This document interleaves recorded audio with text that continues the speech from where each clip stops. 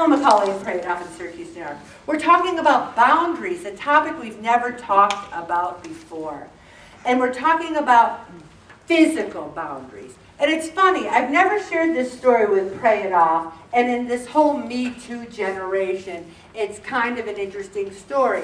It was my first job. I graduated from Lemoyne, and I thought everyone was going to be saying, Ellen McCauley, here's a very high-paying job just for you. But no one was saying that, you know? So I took this job helping other people get jobs because I couldn't find a job. So I was at a personnel agency, and the boss calls me into his office, and he said, how do you like the job? I said, it's going really well. And the next thing you know, he's going like this. And I won't tell you where he was doing that. I think you can imagine. So I kind of backed up a little. I go, why are you doing that?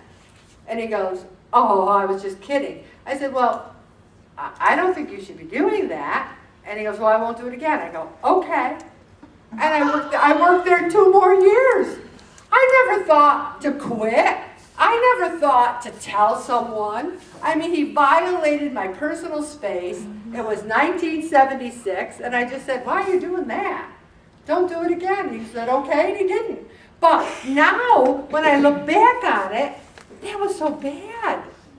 That was such a bad thing for him to do to me, and I don't know why I didn't react more strongly, and maybe it was because I was young and naive, but we need to protect our own boundaries, our physical boundaries. If someone's doing something that we feel uncomfortable about, and I brought my children up, believe me, to have very strong boundaries, because I reflected on that incident and said, I don't want my children to grow up and ever have anyone touch them in an inappropriate manner.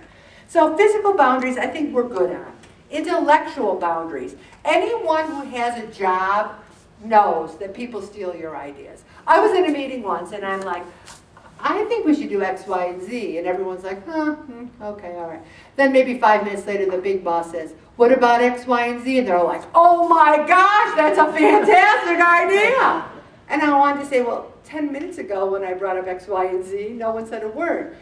Anyone ever had their idea stolen at work or diminished or someone else takes it? It's the lay of the land. And people belittling your thoughts and ideas. Oh, nowadays, all you have to do is say to someone, oh, I'm very pro-life. I believe in the sanctity of all life. You'll hear people belittle your idea. So, emotional boundaries. If someone is criticizing you, belittling you, or invalidating you, that's not good. I grew up with that. Not my family, but it was junior year in high school, and people would ask, you ever have a negative question asked of you, like, you're not going to the prom, are you? What does that say? You're not going to the prom, are you? What sounds like, who would ask you? You're so unattractive, so what?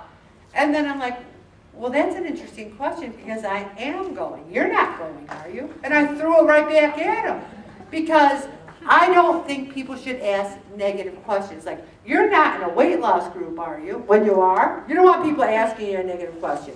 Sexual boundaries, I think we've talked a teeny bit about that, and we're not going to, go into that big time here and Pray It Off. Material boundaries.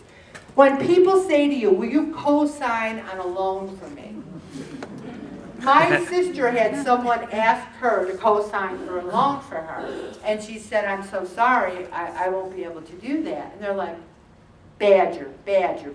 She's like, no. Finally she said, my sister Ellen would never ask me to co-sign for a loan for her, and I wouldn't. But let me tell you something about my sister Ellen. She would work at Burger King on the night shift before she would forfeit that loan. And she would never ask me, and I would never accept it. Co-signing a loan, even for your kids. Sometimes we have to learn how to say no. And what's huge here, everybody, is time boundaries. That is where I get in trouble. Time.